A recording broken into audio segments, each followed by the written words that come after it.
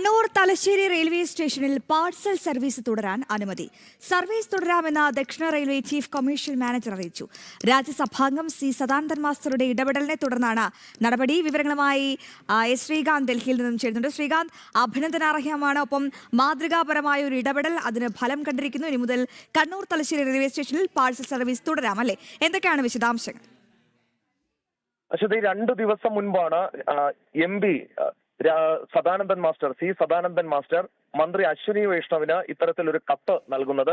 Thalassery railway സ്റ്റേഷനിലെ parcel service അത് അടച്ചുപൂട്ടാൻ പോകുന്നു എന്നതായിരുന്നു ആ കത്തിൽ ചൂണ്ടിക്കാണിച്ചിരുന്നത്. അത് അങ്ങനെ ഒരു നടപടി ഉണ്ടാകരുതെന്നും അത് തുടരണം എന്നുള്ളതുമായിരുന്നു ആവശ്യം. അതിന്റെ അടിസ്ഥാനത്തിൽ ഇപ്പോൾ പാഴ്സൽ സർവീസ് തുടരാനുള്ള അനുമതി ലഭിച്ചിരിക്കുന്നു എന്നുള്ളതാണ് വാർത്ത.